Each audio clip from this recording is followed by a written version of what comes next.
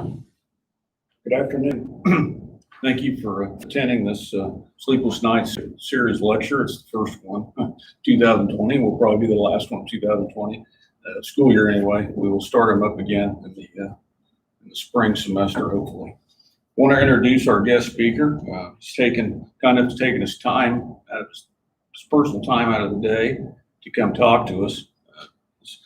Lieutenant Colonel David Carpenter. He's the commander for the 127th Cyber Operations Squadron at the Kansas Air National Guard unit, the unit I was formerly belonged to at McConnell Air Force Base. So Lieutenant Colonel Carpenter has a wealth of experience in both the private and public sector. He owned his own cyber business in Washington, D.C. He was prior active duty, prior Air Force Reserves, and I knew him back when he was a captain, so it shows you how old I am.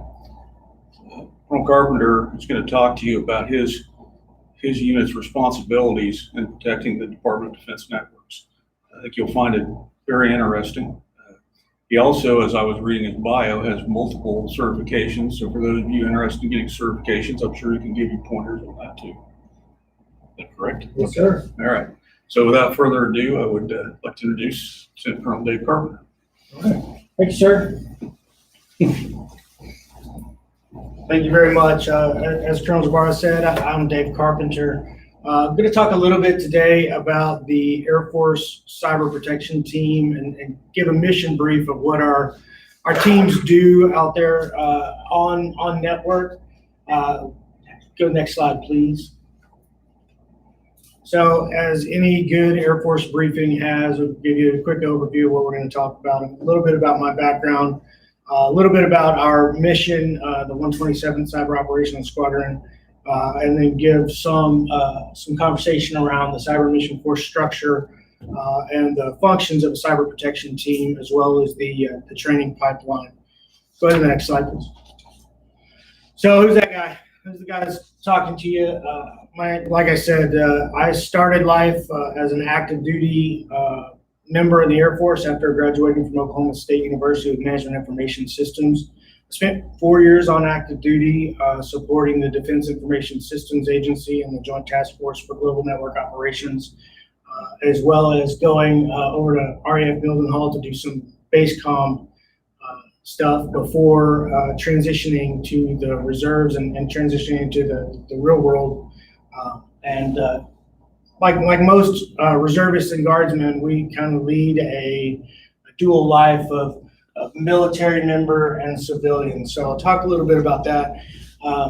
When I got out, I joined ICF International and worked for the Department of Homeland Security doing cybersecurity policy and development for Transportation Security Administration and the Department of Homeland Security's Outreach and Awareness Branch.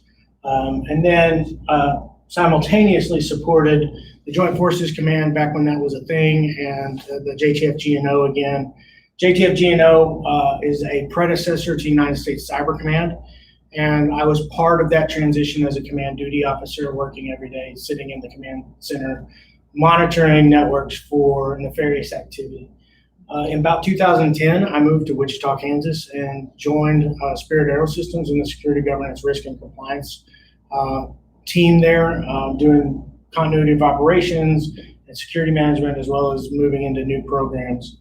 About 2014, I moved back to the DC area and joined the Maryland Air National Guard, and also simultaneously worked for Securicon.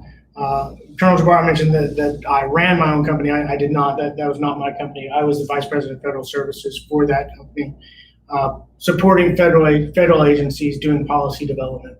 But simultaneously, again, in the military side, the Maryland Air National Guard does a very similar mission to what we do here in Kansas. I was a certified cyber operator and was the commander of the first deployed cyber protection team out of the Maryland Guard.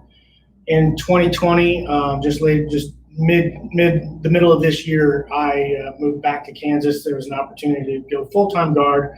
I become the commander of the 127th Cyber Operations Squadron, which is where I'm at today. So I have one job again, and that's kind of nice. Like the Colonel said, along the way, I've picked up a few certifications. I'm a certified information systems security professional from ISC Squared. I'm a Certified Information Security Manager from ISACA and a PMI, Project Management Professional, PMP. Go to the next slide.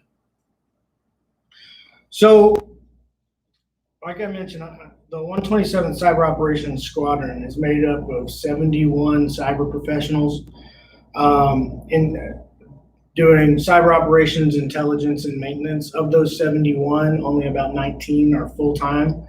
The rest are what we call drill status guardsmen. They come in 1 week in the month, 2 weeks out of the year, and they mobilize on a regular basis. We actually have a fairly young squadron. We activated in 2016, and less than a year later, we did our first mobilization, where we, in cyber terms, mobilization is similar to a deployment. We mobilize in place here in Wichita, but we could simultaneously be called to go anywhere in the world to go perform the missions that we do. Again, in March of this year, our team mobilized. We mobilized a full team this year of 39 folks, and just came off that mobilization in September of this year. High level, our mission is to protect the nation's warfighters' information, their mission systems, critical networks, and key resources by hunting adversaries in the cyber domain, typically aided by the understanding the threat through our intelligence resources. My vision for our team is to employ professional and effective cyber forces through continuous advancement in skills, knowledge, and process development, supporting our nation, our state, and the local municipalities in supporting in the cyber domain. So where do some of our folks come from? I mentioned that of the 19 folks, of the 71 folks, 50 of them are civilians for their full-time jobs, and they come from companies like Booz Allen Hamilton, Spirit Aerosystems, Millennium Corp, AT&T. What they do is they go out in the real world and they gain real-world experience, and they bring that back, and they make our team better. And similarly, they get training and development that they can't get in the real world from our folks, and they take it back to their companies. And it's a great symbiotic relationship between the Guard and commercial practice. Go to the next slide. So the cyber mission framework, the CMF, is made up of 3 levels: defend the nation, combatant command support, and cyber defense. The defend the nation team exists to counter cyberspace operations against adversaries that operate in the nation state level. So they're focused primarily on emerging global threats. The combatant command support teams are focused specifically on combatant commander objectives. And when I say combatant commander, what I mean is those folks who are in charge of specific regions of the country, of the world. So Northcom, Southcom, EUCOM, AFRICOM, or specific functions like Special Forces, Special Operations Command, SOCOM. And then cyber defense is the side where my team lies, and the service-aligned cyber protection teams. We provide defensive cyber operations focused on key terrain that has been identified by the services. Go to the next slide, please.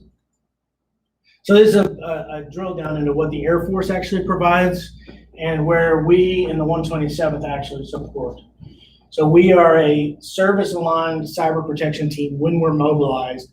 When we're not mobilized, we perform cyber vulnerability analysis and assessment for our civilian counterparts on behalf of the Guard. So typically our team will mobilize for 6 months at a time, and then we'll sit for 2.5 years in what we call dwell status. That's retooling, that's training, and that's doing domestic operations support.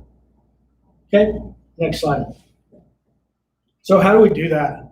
What are the primary functions of a CPT? CPT does 4 things. They hunt, they clear, they enable harding, and they assess. And when I talk about hunt, that means taking the fight to the enemy, understanding where they are inside mission networks, identifying, disrupting, and defeating cyber threats that are resonant in our mission partner networks. Now, let me stop for a minute and talk about mission partners. Like I said, we're a service-aligned cyber protection team. So the Air Force will say, we're seeing, or we feel like there may be nefarious activity going on in a certain network. And so they'll target a team to go out to that network, coupled with good, strong threat intelligence, and say, this is what we think is going on, go out there and look for it. And most assessment organizations will go out and talk specifically to, say, communications squadron commanders, or in civilian parlance, maybe the CIO. But what our team does is we'll go out and we'll speak to specific mission commanders. Say we'll go to a fighter squadron, and the folks that are in charge of actually performing the operations that the Air Force is tasked with doing. So we'll go and meet with them and understand what are those mission systems, and what are those networks and operation systems that support actually executing that mission. And we call that key terrain, cyber key terrain. And so what we do is first understand what is that cyber key terrain that the mission partner has defined as their important networks and systems. And then using good threat intelligence and what the what the Air Force has asked us to do, we'll say, okay, these are the things that are important. And we'll use our intel to say, here are the organizations or individuals or nation states that may be interested in that. And we'll say, okay, they look like this when they're on our networks. They do certain things. So let's hunt for indicators of compromise and what we call malicious cyber activity to identify or eliminate that threat on the network. Along the way, we're doing vulnerability analysis, saying, okay, if there's malicious activity here, how did they get in? What vulnerabilities did they exploit?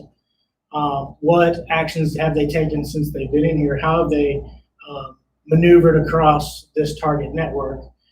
And done what have they done along the way? And we'll start to harden and secure the vulnerabilities that we identify, or work with that mission partner to secure the vulnerabilities to reduce the capability of that potential adversary of being able to maneuver in those networks. So along the way, I mean, this is a circle for a reason, not just because Microsoft has limited what I do with SmartArt, but more importantly, we're constantly assessing the effectiveness of all of these activities, and we're constantly communicating with our mission partner to say, hey, are we achieving your objectives? Are we doing the things are you still able to effectively perform your mission that you're tasked with while we're still engaging that malicious cyber activity, shutting down pieces of the open doors that perhaps were left. So we're constantly assessing, and we end up producing a report at the end to say, this is what we saw, this is how we mitigated the activities, and you should have a clean network by the end of the time we leave. Right? Go ahead. So is that with civilian and military bases that are on missions, or is it? So it depends, right? When we get mobilized, we are a federal force. So we get only deployed to Air Force locations tasked by the Air Force. But when we're in a civilian status or as a guardsman, the governor or the state adjutant general can utilize us to support domestic cyber operations. So we can be tasked by the tag or by the governor to go and respond to things just like, take for example, a natural disaster. All the time you see the guard gets called out to go fill sandbags to keep flooding from happening, or to protect the streets when people are exercising their First Amendment rights, making sure that they can do that safely. Similarly, the guard can be activated. The cyber portion of the guard can be activated to support those activities as well. Kansas hasn't utilized us that way since I've been here. Of course, I've only been here since August. But in a previous life, when I was in the Maryland Guard, we were activated to support a number of domestic cyber operations, primarily to perform incident response and to secure networks that had been exploited. Okay. Does that answer your question? Yeah, I was also wondering if you guys do similar testing to contractors that you are interested in? Maybe they are contractors that are dealing with high level stuff. Do you guys kind of test them out, or is that like a third party? So that's not typically within our portfolio of work. There are some things that the Department of Homeland Security is doing. They've got a relationship where companies can come to them and ask for, civilian companies can come to them and ask for cyber vulnerability assessments. And they can get that from the Department of Homeland Security. But typically, I think what you're asking is, there are contractors that support the military. Do we evaluate them? No, we don't. It's not in our portfolio of work. Okay? Yep. Next slide, please. So one of the tools that we use, we typically, when we mobilize a team out, we push out a deployable package of sensors and servers that we call cyber vulnerability analysis and hunt. There are similar versions of this out there called Security Onion or the Helk stack or the Rock stack that are deployable, that include sensors and servers that specifically for signature distribution, intrusion detection systems, and network security monitors. We use Zeek, or used to be called Bro, and Suricata, and a number of other tools on the sensor side to identify what is the network traffic, what's going on in the network traffic. We use orchestrated containers for deployment of specific signatures, and we use a Docker to assess operating systems in the infrastructure. But primarily for visualization, we use what we call the Selk stack. That's Suricata on the right, and then Elasticsearch, Kibana, and Logstash for visualization and management of the vast amounts of data that you get when you start monitoring network traffic, particularly at an enterprise level. When you go to a base network or an operational network that has day-to-day operational traffic, you're getting a whole lot of noise, and then we have to be able to utilize visualization, some machine learning, and just some really smart people to drill that down into what are the bits and bytes of information that are really important that indicate that there is malicious cyber activity on the network. Okay? Questions on that? I got a few questions from the live chat. Certainly. Van Maren says, what are your biggest tips for a future commissioned officer working in cyber ops? Okay. Let's maybe table that question for the end. I've got one or two more slides. Okay. And then maybe we can talk about that at the end. That's a good question. I definitely would like to talk about it. Okay. Okay. Next slide. All right. So this is what our teams are made of. In addition to leadership, we utilize a whole lot of support folks. We have host analysts and data engineers who help to shape our signatures, as well as a huge, extremely intelligent set of folks that do cyber analysis. So who are the threats? What do they do? What tools might they be using? What do their signatures look like? And then they feed our mission elements. We typically operate with 3 mission elements, 2 hot and 1 cold. So the 2 hot are typically on a mission, and 1 is reconstituting. But our mission elements are made up by a senior mission element lead, typically an officer, but a lot of times a senior enlisted person, and crew leads that are focused on hosts and networks. So folks that are primarily focused on the operating system, whether that's Windows or Linux or something else, or the network analysts that are focused on the infrastructure, what's going on in the traffic, what are the hardware vulnerabilities that might be out there. This is what our team typically looks like. And then the day-to-day piece, we have an operations planner. So for every mission, we have to plan. Operations officer coordinates all of that, and the NCOIC takes care of all the folks. Okay, next slide. All right, so this is the important part, is we've got the training pipeline. So once a person graduates from boot camp, in the Air Force, they go down one of these paths. Up here is the operator and maintenance path, and this is the intelligence path. So they'll go to their undergraduate training, undergraduate cyber training, a lot like a pilot would go to undergraduate pilot training, learn the basics of cyber, whether that is the operation and maintenance of systems and networks, or whether that they get their baseline communications education here. And then they go down the thread of defensive cyber operations. So they'll go through their initial qualification training, which is their operator core course. They'll track out to either host or network analyst.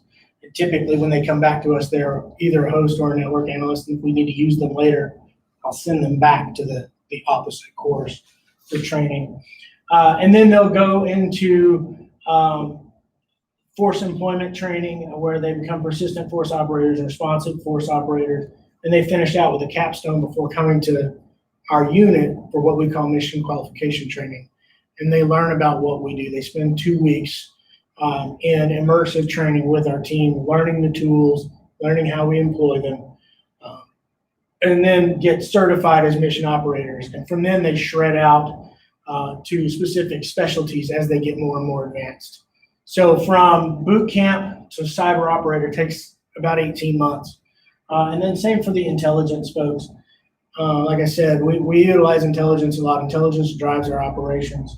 So folks will come in from boot camp and go into the intel school, and then they'll work their way through their specific functional training units, whether that's joint cyber analysis or SIF2, or and they'll track their way through. SIF2 stands for Cyber Intelligence Functional Training Unit. And they'll spend 18 months before they're a fully certified intelligence analyst for us. And then they'll come back and go through that same mission qualification training and learn to operate as a team with us. Okay? All right, next slide.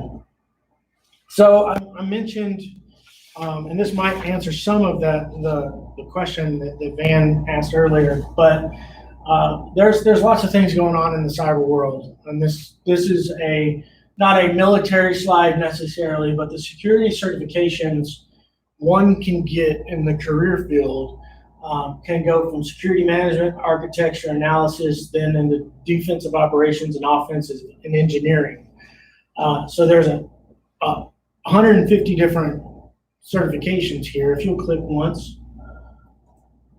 the things that get circled here are all of the certs that I have on my team. So everyone who comes out of cyber operations training gets a Security Plus, and Net Plus and A Plus, and they complete that. And then a lot of folks will continue their training up through entry level, through novice. And I have folks who are currently working on or have their OSCPs. I have a number of CISSPs and a number of PMPs on our team now. And a lot of that they got in their real jobs, and they brought back those skills and experience. Others, they're just self-directed and they're learning a lot, and they want to do this.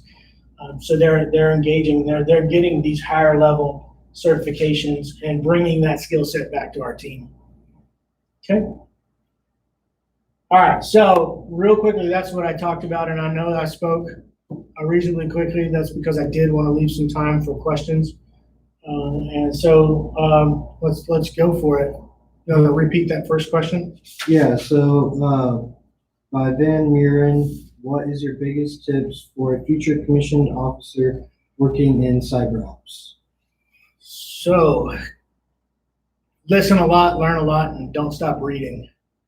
And I think a big one is realize what you don't know. I think Van Muren mentioned that they were going to be an officer. I think officers need to always remember that they're never the smartest person in the room. My team of enlisted folks has some highly trained cyber operators who have built some really great tools and know a ton about the industry. Officers would be remiss if they don't just shut up and listen sometimes. Okay? Gotcha. Next question. Nashari Al-Dasseri, What is your advice for someone who is planning to work in cybersecurity defense? A lot of the same that I said for the officer is don't stop reading and don't think that you know everything.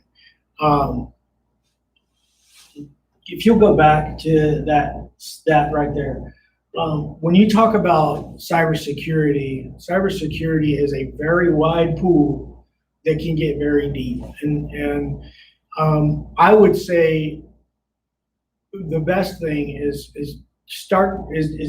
learn, kind of get an idea of where you want to go and become an expert in that. You don't have to become, the world's best hacker over here, OSEE or GXPN, the certified government penetration tester or the OSCP. You don't have to, not every cyber security person has to go down that path, right? You can do a lot as a cybersecurity manager. We need folks that understand policy and procedures. We need folks that can build architectures, that secure architecture. So if you're better with networking and networking equipment and the TCP/IP stack, maybe go down the architecture path or analysis. You want to do a lot of research or auditing or assessment. But what I would say is maybe pick a lane and go down it, and there's opportunities to jump over and do some other stuff. I've been really lucky that I've kind of had a foot in both sides of the security management and the defensive cyber operations path. And a lot of these things go hand in hand, but I think that you could get really overwhelmed if you try to do all of this. Okay. Next question is from Noah Santry. What specific technical skills do you look for in candidates? It's a great question. I look less for technical skills and more for attitude. So when we talk about defensive cyber operations or even some of the red team work before that we did, when you talk about threat hunting, I want somebody who, I don't necessarily look for the person that has the greatest cyber degrees or certifications. Those are all very useful. But if a person can think in an abstract way, or maybe, a good example is I've got a person who's one of my best cyber operators who has a history degree, right? Because they're looking at things, what are human behaviors? What have things done in the past? A lot of times the best defenders are people who think, what's the bad guy going to be doing here? Maybe they think like offenders, right? Or they think offensively. So what might a bad guy be doing here? So I think that's really useful. I'm looking for people who are critical thinkers and that show the right aptitude. So they do have the skill set on the keyboard, or at least they show that they maybe have it, because we get a lot of folks in the Guard that are 18 years old, just out of high school, right? And we can train all of that, all of the fundamental skills. Maybe you got the aptitude to do these things, but I can't really teach you how to think. So I'm looking for folks who are good thinkers. Gotcha. This one is from Colin Lee. What are some reliable ways you suggest on keeping up to date with the latest cybersecurity news? Great question. So I listen to a daily podcast called The Cyberwire. I also listen to Recorded Future. It's all produced by the same group of folks. I have a fairly cultivated reading list on Google that I get a daily newsletter. What are the things going on in the cyber world? All of that is open source stuff. I haven't talked about anything that I get from my folks, on the day-to-day in the Intel world. But I stay sharp personally through those avenues and the I mentioned ISC squared. I mentioned ISACA. I mentioned, I don't know if I mentioned or not, but the AFCEA, which is the Armed Forces Communications Electronics Association. It's a group of folks, civilian military and corporate that come together to talk about what's going on in the world. And they've got a cybersecurity track as well. So lots and lots of reading, lots and lots of conversations with folks who are way smarter than I am. And yeah, regular podcasts. I've got the CyberWire is a 15-minute podcast that I will digest almost every day. Gotcha. Also, Colin, you can, if you want some news, you can also follow us on Twitter. We post some pretty good stuff at Hub WSU on Twitter. Chris Snyder says, what positions are currently available within your unit and or group, and what are the benefits of joining the Air National Guard versus active duty or Air Force Reserves? Thanks for the question, sir, and for full honesty. Chris Snyder works out of the Guard. He's the deputy commander of our wing. So thanks for the question. You teed us up, sir. I don't know if you wanted me to say that or not, but I think that there are open. I have 3 open drill status guardsman slots in my unit currently. You can find those on the Kansas Air National Guard website and see what's available for us currently, but there was multiple parts of that question. So it's what's available now. So I have enlisted in officer positions. We in the Guard have enlisted in officer positions, drill status and full time. I have been active duty, Guard, and reserve. So all of them have their pros and cons. And so on the active duty side, you're doing this full-time, 24/7 as a federal person or as a federalized airman, can be deployed anywhere in the world at any time and can go do some really amazing things. You don't have as much control over your career as perhaps a guardsman or a reservist might. I have valued my time in the reserve component in that I was able to continue to grow my career as a civilian and build a really good network while also keeping a foot in the operational space and controlling where I lived. So like I said, I got off of active duty and lived in the UK and moved back to the Washington, D.C. area. I was there for a while and we had a kid and decided we needed to get closer to home.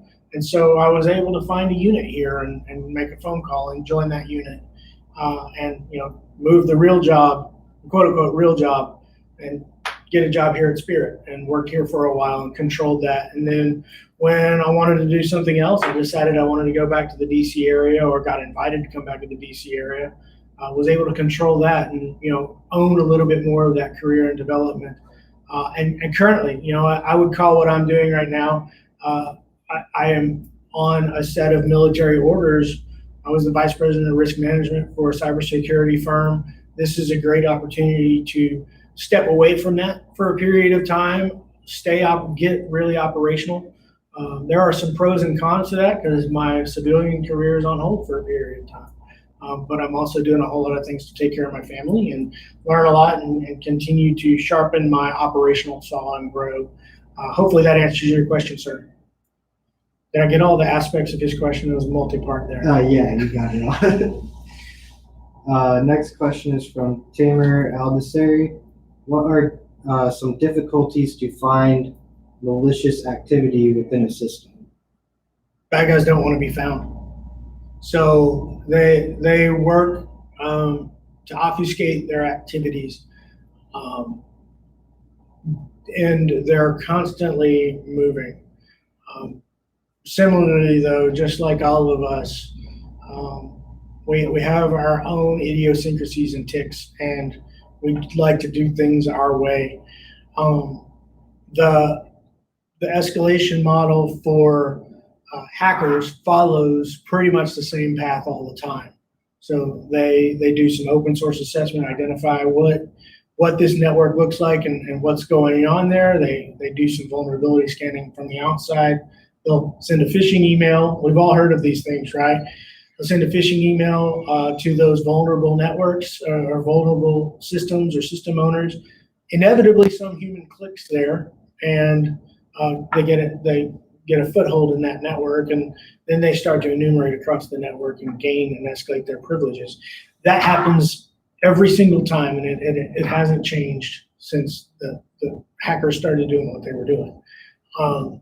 They've gotten better, their tools have gotten better, they've learned to be quieter, and simultaneously, the hardest part is we've started to get louder. We utilize our networks much more, particularly in this COVID environment where we're all on the internet all the time.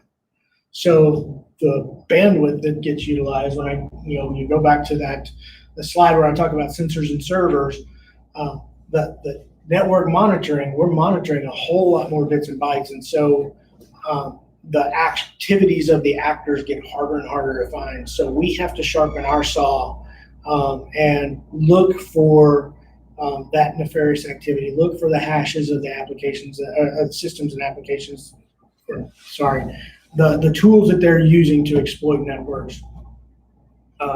And utilize some of the things like machine learning and AI to make that job a little bit easier.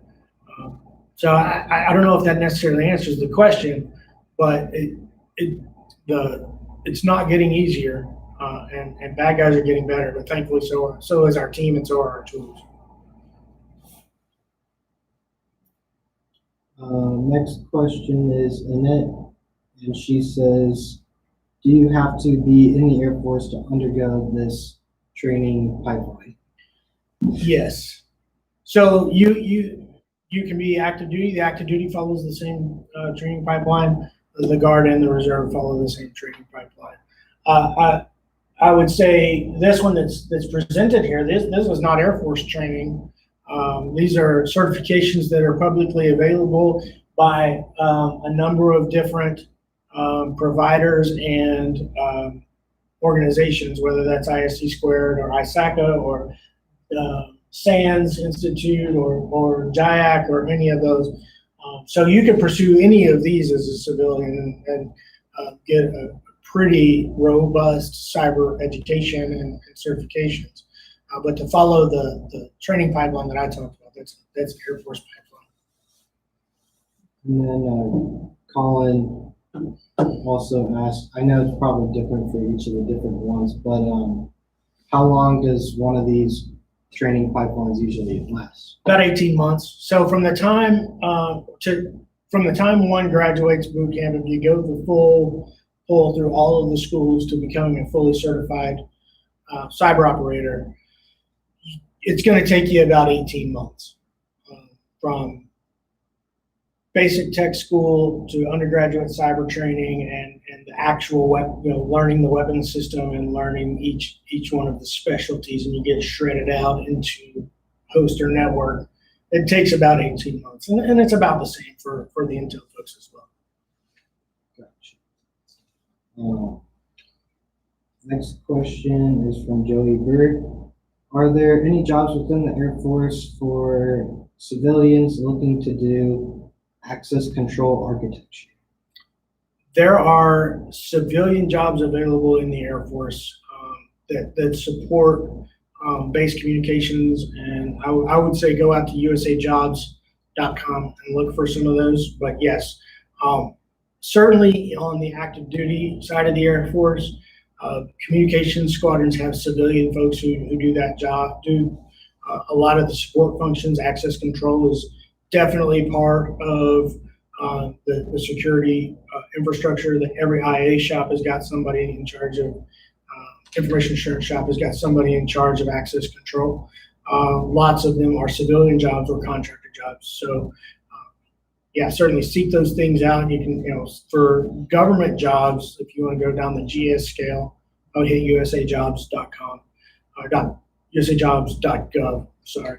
Or search any of the contract service providers that provide that work, whether that's Booz Allen Hamilton or General Dynamics or Lockheed or any of the others. Securicon, where I used to work, right? Next question is from Santry. what would you say is the biggest weakness that you see in typical cybersecurity systems, from the perspective of an individual and as an organization? Okay, so I could be flippant and say it's the human. A lot of times we're moving so quickly. Like when I talked about the progression of threat actors, many times human activities are what expose vulnerabilities. So we're clicking links, we're going to websites that that will introduce vulnerabilities into our networks. So as an individual, I think that's the biggest weakness. Similarly, you're always, as an enterprise, balancing resource availability with resource availability, the threat actor, and maintaining operations. So I could always, as a network manager, block port 80, or just shut down the whole network, keep everyone from going to the internet. Well, it keeps us from doing business, right? So, so we got to balance somewhere between blocking port 80 and making sure that our networks are able to operate and do so securely.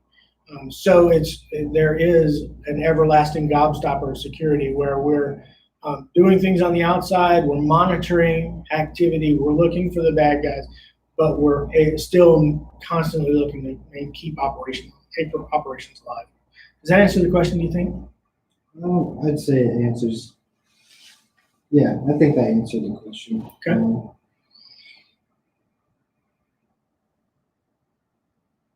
Next question is from Joey. What are your thoughts on security, artificial intelligence, and machine learning? Kind of went over that in the last question. Is the security based more on the network that the AI and machine learning is on, or is it more focused on the AI and machine learning? Okay, that's a complex question. I don't know that I can answer it. I will say that machine learning and AI are certainly enablers to cybersecurity, okay? But they're not a panacea. I feel like it's important to have a human in the chain, somebody who's doing that analysis and tuning the AI, tuning the machine learning algorithms to the things that are important to the organization and to the defenders. I don't know that I could go down the path logically, and I don't know that I'm intelligent enough to talk about the nature of AI and machine learning together and against each other. Like I said, I went to Oklahoma State, and I'm a simple guy, so I'm not sure I could speak to that logically. But good question. Next question is from Van Maren. What is the most impactful lessons that you have learned from your senior enlisted when you were a young junior officer? Great question. So like I said, when I came out of Oklahoma State and went to active duty, I was really lucky that they sent me to the Defense Information Systems Agency and the Joint Task Force for Global Network Operations. A young lieutenant doesn't typically get that opportunity. I got thrown in the pool with lots of senior enlisted folks who'd been around for a while. Officially, I was the manager of a particular section. Unofficially, I worked for Master Sergeant Ray DeKia. I worked for Senior Chief Eddie Bullock and Chief John Kaufman. Both those last two were from the Navy, who were outstanding in grabbing a young lieutenant by the collar and saying, "Hey, come learn this, come do this thing. We need to be thinking about this, sir." I learned a lot that as a young lieutenant to shut up and listen to your senior enlisted folks. They are your experts. They've been doing it far longer than you are. And like I said earlier, you're never the smartest person in the room. And I was really lucky that I had that group of folks and a myriad of others who, many of whom I'm still in touch with. A guy named Dick Mesner, who I was a technical sergeant when I was a young lieutenant, who I remain friends with, but taught me a ton about networking and taught me a ton about engaging with people at the same time. So, those are the lessons that are really important. And, I think sounds like from Van's questions, he's maybe going down the path, he or she is going down the path of becoming an officer and like I said, learning and listening is incredibly important part of that job, particularly as a young officer. I say this to my senior enlisted folks now that, when you look at Lieutenant Colonel Dave Carpenter, if there are things that happen, the things that I do that frustrate you, or that I'm not a great officer in these ways, X, Y, Z, or the other, you as a senior enlisted person need to take the young officers that are on my team and train that out of them. You're training the officers and leaders of the future. Same for the young enlisted. Senior enlisted are training their young enlisted. If there are things that are going on now, we've got to train that out and grow the force of the future that we want. Okay? Good question. Last question we have from the live chat is from C-Space Agua. Can you please enlighten on some of the tools and specifically penetration tools used by your team at your level? And then also, can you provide detail on how AI and machine learning algorithm helps defenders?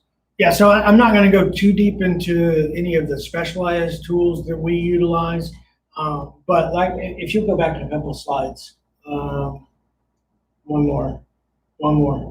There we go. All of these things are commercial off-the-shelf products. So Snort and Bro and Suricata, In-Game, Moloch, those are all things that you can get off you go out and procure yourself. The things within Kibana and Logstash, we use Linux, are pretty sharp with a lot of the tools that are included in the security distros of Linux.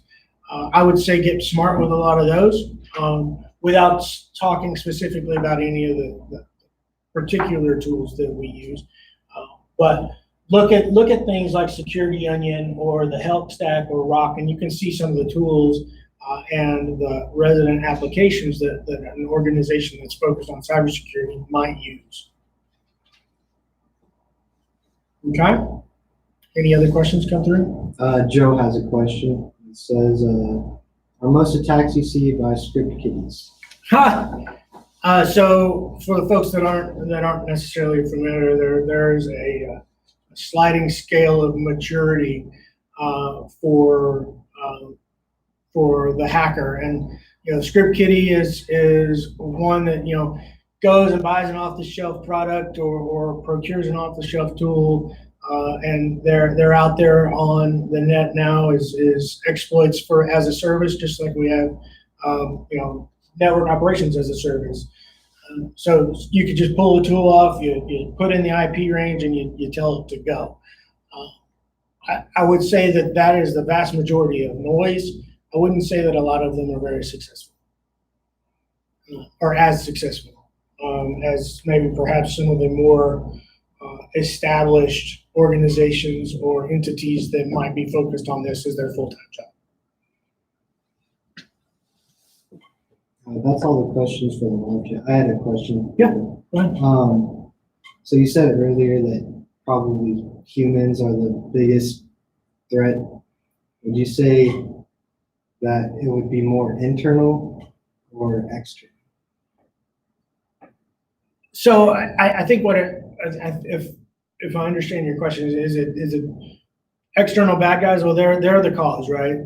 What are the biggest issues is that we have folks who don't necessarily adhere to policy, or they're so focused on just getting the job done or they got 10,000 emails in their inbox and one more comes across and they just click it and they open it and they pull down the file and they don't even think about it. It's simplistic to say that, but I feel like that, yeah, the human in the chain is probably the biggest vector for vulnerability exploitation.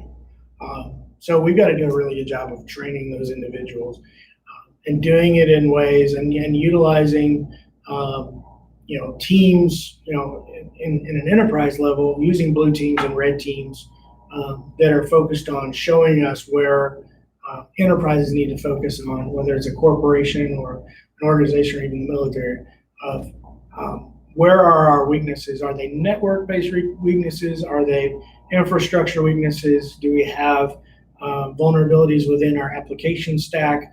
Or do we just have a training problem where people are all too willing to click on links, download things, or keep their doors open, click the ActiveX on Windows Explorer version 1 that they still have because they just love it, right? Those are things that we've got to understand as an enterprise that would help us to secure our network and train our folks to be better. Does that answer your question? Yeah. Okay. Any other questions? That's all from the live chat. Julie? Yeah, I have one. A couple, one or two slides back, where you're talking about the cyber operations versus intelligence. Yeah. Can you give a little more distinction between,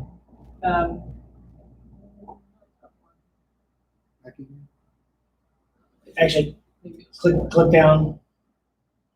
One more, actually two more. The timeline, one more. There we go. yeah, this one? Yeah. Okay. So what is a major distinction with intelligence versus cyber operations? So when we talk about intelligence is the analysis of activities and some sort of determination of who might be doing these things, what might they do next, what are their capabilities, and they are the folks that say, this might be where you want to look, okay? The cyber operators are customers of intelligence. The intelligence drives where we go as cyber operators. So there will be some indicator, typically through intelligence analysis. Like there'll be, somebody will see something going on the network and say, that doesn't look right, let's dive into it. And they'll say, okay, this is what we're seeing. An intelligence analyst somewhere will say, we'll go through that and dive deeper and say, this may be what's going on. This may be who the threat actor is. This is certainly where they're targeting, and help to build a portfolio for when this group of folks goes out to a mission partner, they know what to look for. And the best example that I have is, I don't know if you're an actual hunter or not. We use the term hunting a lot, threat hunting. But in actual hunting, when you say, well, it's deer season right now, when you don't just go to a field and sit there. If you do, you're not a great hunter and you're going to be hungry, right? You go to a place where maybe there's an intersection of a watering hole and maybe you see a path of where things have trod, or you'll see some rubbings on a tree, and those in hunting parlance, that's indicators that there's something there, right? The watering hole is where I know that they're going to come anyways. So let's set up at the intersection of the watering hole and those indicators. That's what intelligence provides us. They say, these are the indicators you're looking for, and then we'll go and say, all right, in conversation with the mission partner, what's important to you, whether that, use a flying unit, is that your mission planning systems, fuels, or whatever. And we'll post up there and we'll start to scan in those areas and look for those indicators, whether that's the antler rubbing or the path. In this space is, is it beaconing? Are there systems and applications calling out to places where they shouldn't? Let's use an example. A customer, and I'll use a civilian example. A customer in Oklahoma City, well, they typically talk to people in only in the United States. Why do they have something that's beaconing to Fiji, right? Let's pull on that string specifically. That's where cyber ops look. That's where cyber operations looks, and they use forensic analysis, and they'll utilize the tools, the sensors that we have, and the things like snort and bro and suricata to dig a little deeper and figure out what is that actor, and let's track that for a while and use forensics to say, okay, where else are they doing that across the network? Does that answer your question? Did any other questions come through? No more questions popped up online. Okay. Cool. I'm gonna go to the last one, the last slide. If anyone has any additional questions they want to talk offline, feel free to hit me up on LinkedIn or through my email. I can reach anytime and be happy to answer your questions. With that, thank you for your time today. Thank you for your comment. Absolutely. Not a whole lot of applause. I'll assume virtual applause out there in the world. I don't know why we don't have